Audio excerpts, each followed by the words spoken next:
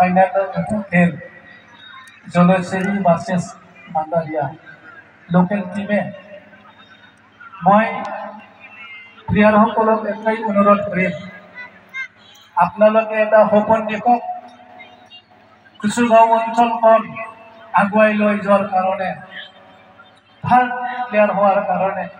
কালি যদি আপোনালোকে ভাল প্লেয়াৰ হয়, দেশে বিদেশে খেলিব, প্ৰথম সুধিব ক'ৰ পৰা আহিছে, আপুনি ক'ব আপোনাৰ নাম, গাঁও আৰু ভাষা কুচুগাঁও, এইটোৱেই বহুত। সেইকাৰণে আজি লীগ খেলিছে বুলি লীগ খেলিলে শেষ, এইটো যাতে অন্তৰত নহয়। আমাৰ বহুত মই প্লেয়াৰ দেখিছোঁ, ভাল ভাল প্লেয়াৰ বিয়া হৈ যোৱা খেলিছে ঠিকে, খেলাৰ পিছত এতিয়া গৈ কিবা কিবা ৰং জমা পাতি চাতি খাই শেষ কৰে।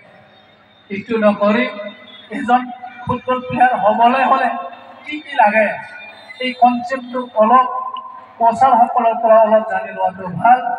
মই অথনি ক'বলৈ পাহৰিছোঁ, আমাৰ এইখন মানে প্লেগ্ৰাউণ্ড কিছু কাম কৰণীয় আছে, আৰু মই সদায় ময়ো কুচুগাঁৱৰে মানুহ, আৰু এই ভাষা বা ফুটবল এই প্লেগ্ৰাউণ্ডখন বা ইয়াত কি কৰিব লাগে, মই সদায় ভাষাৰ লগত আৰু অঞ্চলৰ লগত আছোঁ।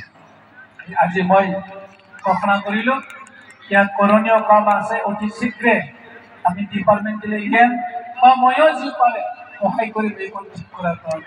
কিয়নো প্ৰত্যেক অঞ্চলত খেলুৱৈসকলে আমাৰ ফুটবল প্লেয়াৰসকলে ইয়াত প্ৰথম ফুটবল খেলিব, তাৰ পৰাহে বাহিৰত যাব। সেইকাৰণে এইটো অত্যন্ত দৰকাৰ ঠিক কৰাৰ কাৰণে। সেইকাৰণে সকলোকে ধন্যবাদ যাচিছোঁ, ভালকৈ আৰু শিকক। ধন্যবাদ ছাৰ।